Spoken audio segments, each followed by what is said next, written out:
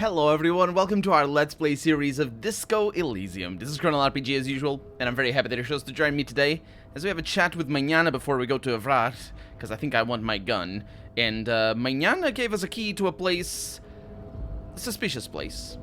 I don't know if Mañana is going to say anything, though. Hola, Wandering Man. How can I help you? He is. Yeah, the weasel I visited, it turns out he was one hell of a colonial mug collector. Or he has one hell of a colonial mug collection.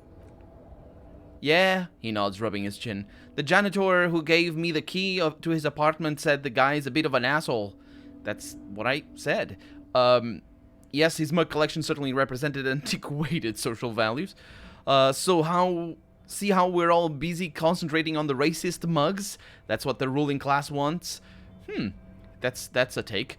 Because, you know, it's definitely a zero-sum game? Is that the correct way of... Is that what applies here? What I mean to say is you can't do both things, and they're certainly... And also, this would be misguided because it ignores the fact that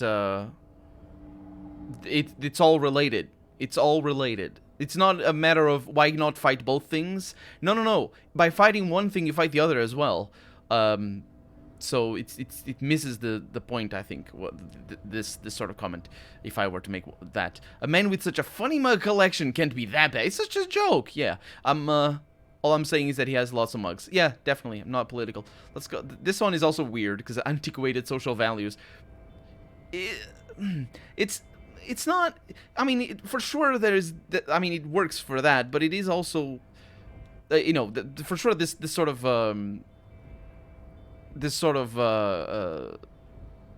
you know, take on it, let's put it like that, works. But it also ignores the fact that it's not about how old your values are. There are people who, throughout history, who aren't racist pieces of crap, and there are people right now who are racist and bad. So, it's like... It works kind of both ways, but there's definitely a tendency, I suppose, for people not being as racist throughout the years. We like to think it's more than it actually is, unfortunately, but now, well. Mañana says, like I said before, I don't know much about this weasel, but the boss man says he's a real piece of work. He touches his beret. Thanks for helping out, friend. I want a beret. Also, is it called a beret? Well, at least now I have a word that I can search online for, because I knew it was a beret. I just forgot, actually. I just forgot that I knew. Because it's either a beret or a beret, and it depends on...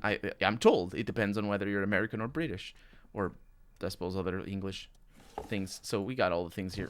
We don't need to do anything. Why? Oh, right. The thing. Let's not mess with that. Let's go upstairs. And yes, this is what I was going to do off camera.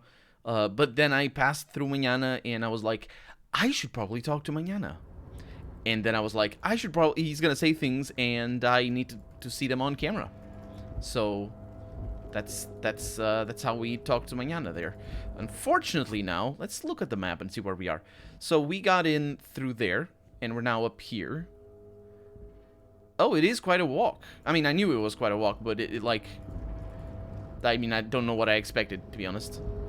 Of course, it's quite a walk. Okay. And then we never did this. What is it that I'm missing? Did I not mess with it? I did, didn't I? No. Sure, whatever. I don't remember needing to go in there. That's why I'm a little bit hazy on that. I remember going in there for sure, or messing with it, but not at the moment. Okay. Is he still up there? He's still up there. Actually, I probably should say hi. Hello. Oh, hey, mister. I need to be back to talk with old Leo here. Yes, I did. Yes, I did. See you later, Leo. I just wanted to check it, see if you have new lines, because I never know. You never know. I might have something to tell him. Not that I would, because honestly, I mean, I could just tell him about my life, really. But anyway, he's working. on his calculator, as I called it. Mr. Dubois, every worker? He leans towards you, waiting for you to complete his sentence. Every worker, he says, member of the board, is a living god, is an organ in the great state organism of war, also looks just like me for himself. Wow. All the takes. We do know that he wants every worker to be a member of the board, though, so... And also, this is a question, so it's non-committal. So, that, I mean, I could bank on non-committal. So, yeah, member of the board? That's right, Mr. Dubois. I see the socialist democratic fervor now burns in your heart, too. How can I help you today? Socialist democratic. That's... I mean, sure, if you say so. That would be just socialist, though, I would say, maybe. I mean, social democracy... is not socialism. Democratic socialism is socialism. And it's just words at the end of the day. It really doesn't mean much. But this whole thing, this is just very much about the ownership of the means of production and the workers being part of the board, or at least part of the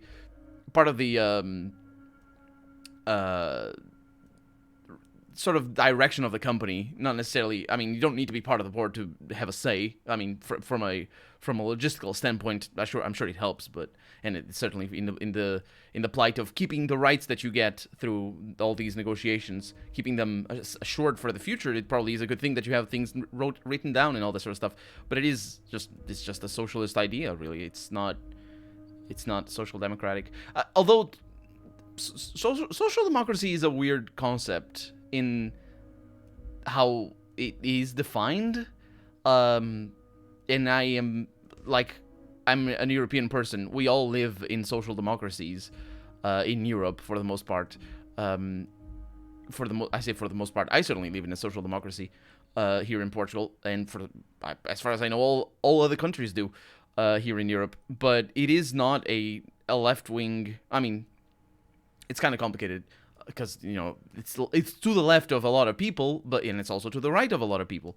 But it isn't necessarily a left-wing sort of establishment. It's very much centrist, basically. Social democracy is a centrist movement. So, and it isn't defined. On top of being centrist, it isn't defined. Like, for example, I don't know, anarcho-capitalism could be considered a centrist movement under certain types of anarcho-capitalism, and it is defined. That is very defined in comparison to social democracy. Because social democracy, all it is really is the fact that you have a democracy that cares for social plights of the social aspect of the country, and it's not just there to not look after the social plights of the country. It's just really having a social security and stuff like that at the end of the day. It's more about how you implement it than anything else. So I don't know why he says that word. I don't know. It could also be just that I have a different perspective from the writers of the game, for sure. It could also be that. I don't think I'm wrong in what I just said. But feel free to disagree if you think I'm wrong. Absolutely. I would love to discuss.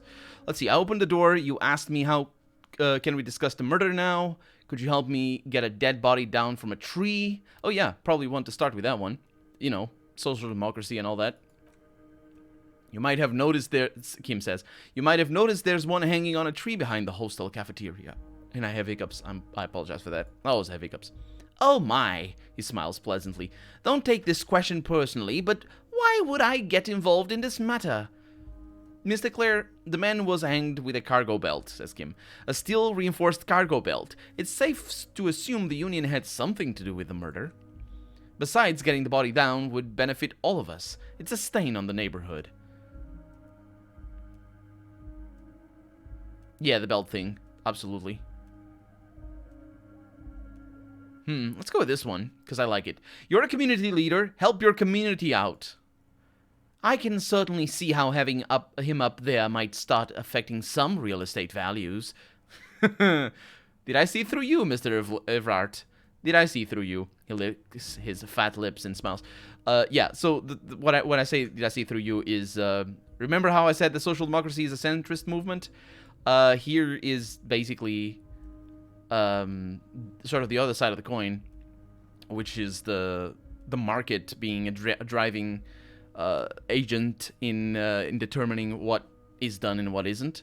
And in regards to affecting real estate values, it's sort of the most, I would say, the perfect example of how the free market, let's just put it like free market, but it doesn't even have to be free. It could be constrained. It doesn't matter. But capitalism in general has an effect on the perception of value.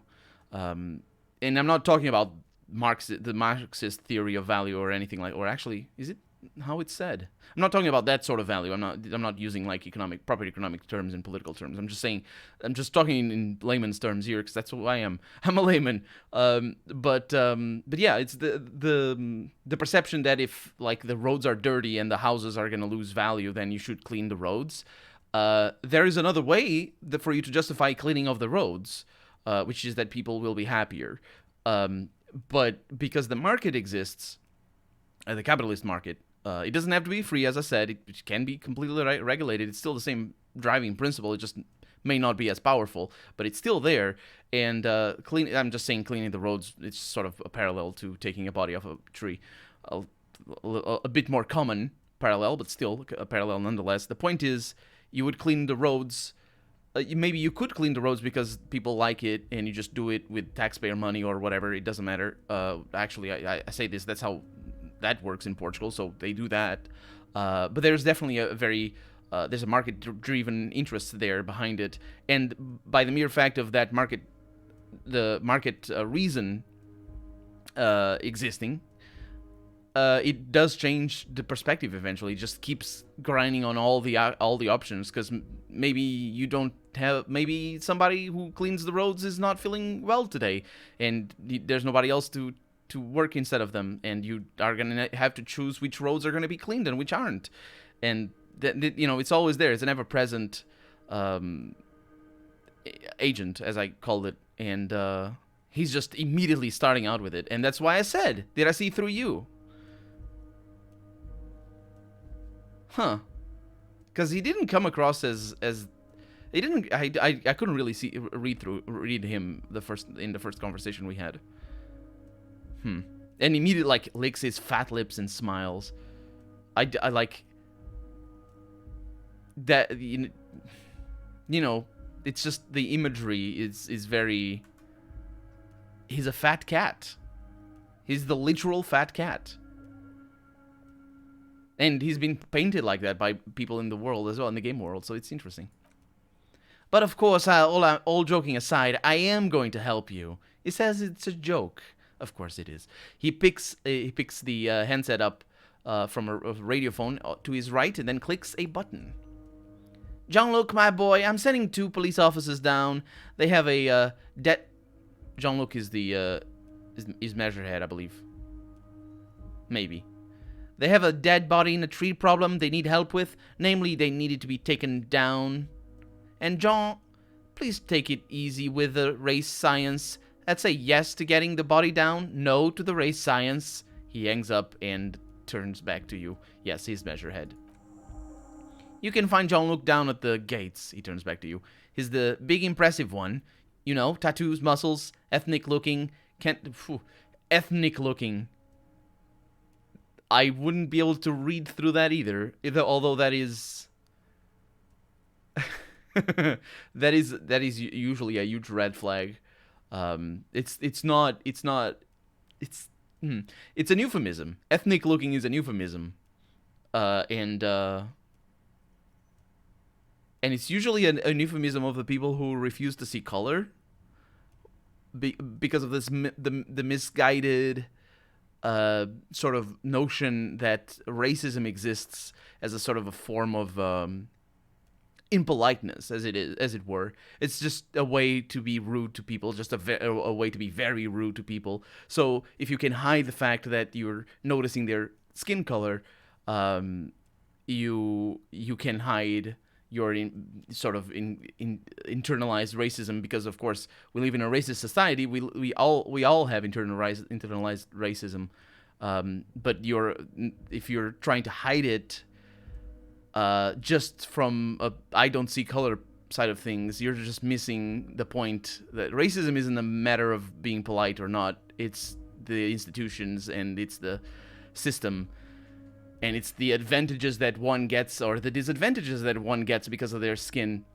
It's not about if they see color or not, because you can choose not to see their color, but they can't choose not to be that color. And by you choosing not to see their color, not in this case because this guy is a racist, but and specifically the whole mark of all the fascist tropes, which is really weird, especially if he's gonna call him an ethnic looking. I think this game has a lot of messages all mixed together, which is weird.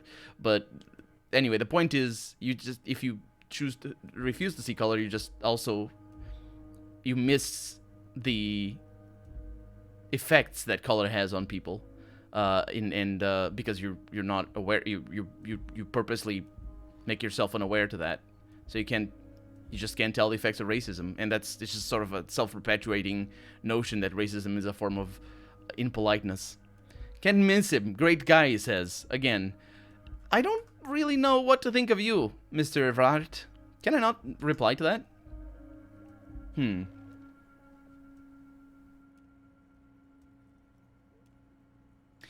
This is interesting as well. It turns out the strikers were being served an alcoholic brew. I stopped that madness.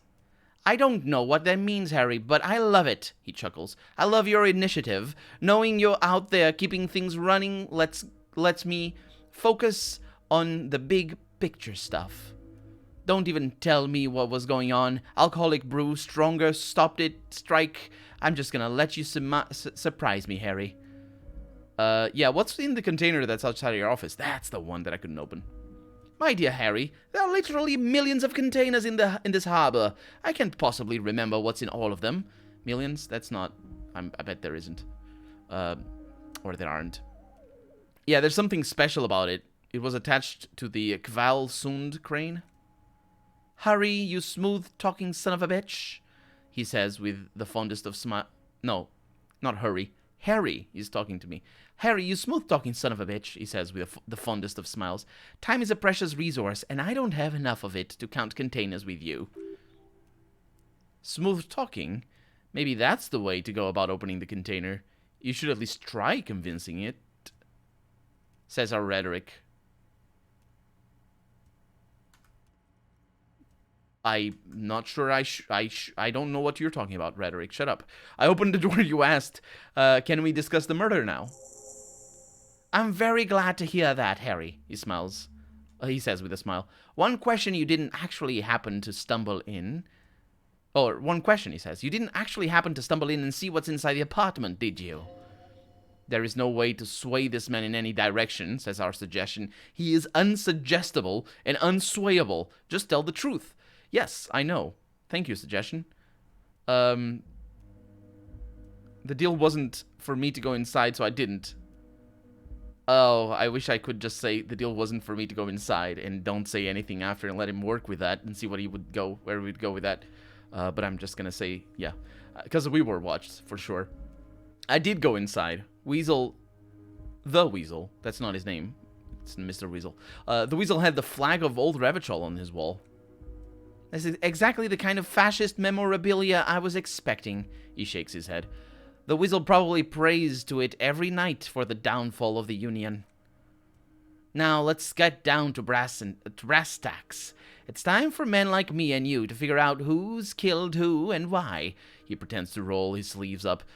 Real police work is gonna start happening now. I promise you, Harry, this is gonna be good.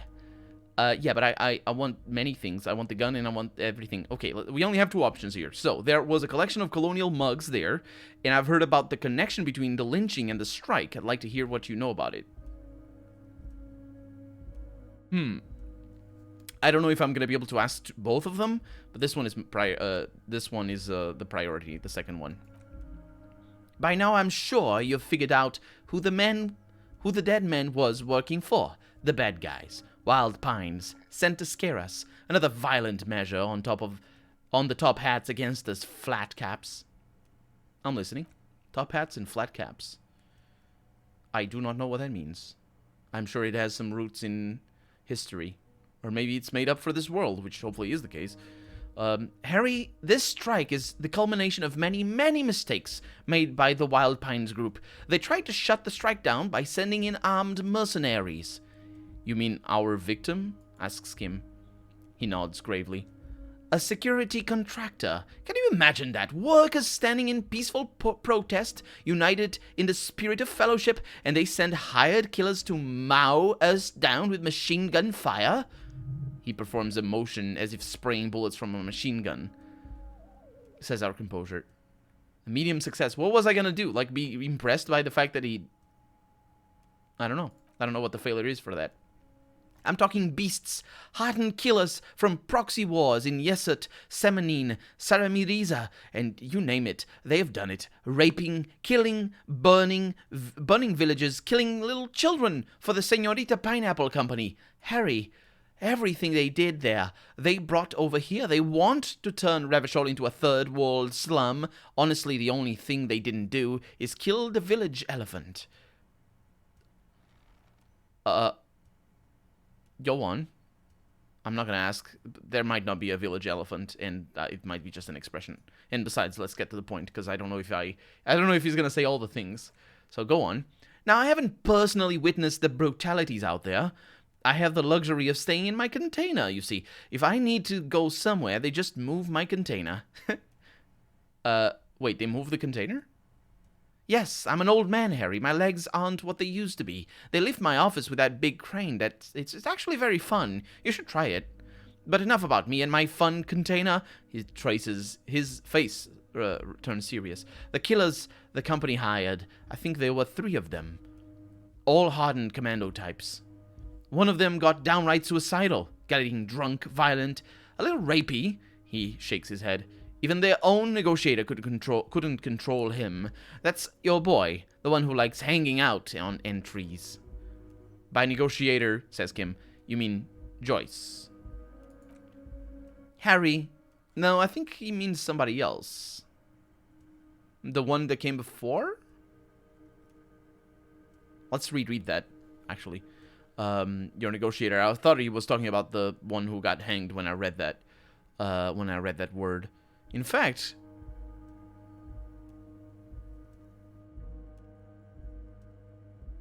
he doesn't say the word at all. No, he does. Even their own negotiator couldn't control him. That's your boy, the one who that's why I thought the negotiator was the boy, or something. But no, it is Joyce. Everard says, ignoring the lieutenant, what you need to realize is we dock workers are not pushovers. We got grit, Harry. This whole neighborhood does. Push us hard enough, and we push back. And when we do, he raises his finger, we push to kill. But who exactly did the pushing? There's a militant wing inside the Union, a group of people whose duties don't involve manual labor, but peacemaking in the neighborhood, making sure everything runs smoothly. That sounds a bit like organized crime, says Logic. Yes, did I have the ramble about how organized crime is not a government because of the notion of legitimacy, or the question of legitimacy? Did I not talk? I talked about that already in this Let's Play. Because I've talked about that in other Let's Plays where the situation arises. But it sounds a bit like organized crime. The difference between organized crime and the police is that the police have the power bestowed to them by a government, whereas organized crime doesn't have that power and bestowed to them as the government. And that's it. That's all. That is just literally the only difference. And I mean, I suppose organized crime can. When I say organized crime, I do mean just sort of the peacemaking aspect of organized crime, the sort of racketeering and extortion, I suppose, and stuff like that. The old school organized crime, at least in popular culture. That's old school. I don't know if it actually is or not. I'm sure they did all sorts of other things back then. I say back then, like in the beginning of the 20th century or stuff like that. Because even the term organized crime is not really... It only starts really being a relevant thing, or organized crime becomes a relevant thing as soon as we get bureaucracy and just the more... sort of more controlled governments throughout the world. Because if you try to think of somebody like the mafia in a feudal system, they would just be the rich person doing whatever, and yeah, they wouldn't be organized crime. Just because they wouldn't need organization. I mean, the king might revolt against them, but and be like, no, you're going to prison or something because I hear your subjects are complaining. If the subjects were lucky. If the subjects were unlucky, they would just be the thing. And in fact, looking at historical documents from, well, at least from Portugal anyway, from the feudal times of Portugal, it mostly was a organized crime. Most of the lords of the little lands and whatnot, it was basically, there was no, the little guy was always the one under the boot of the fat cats. They're like you guys. Oh, and he says it. He says it. Anyway, we're out of time for the day, so he's going to continue saying it next episode. For right now, I'm Colonel RPG, and this has been Disco Elysium. I really hope you've enjoyed it, and if you did, go ahead and leave a comment, like the video if you want to see the next episode come out sooner rather than later, but above all, thank you so much for watching, and I hope I'll see you next episode. Bye-bye.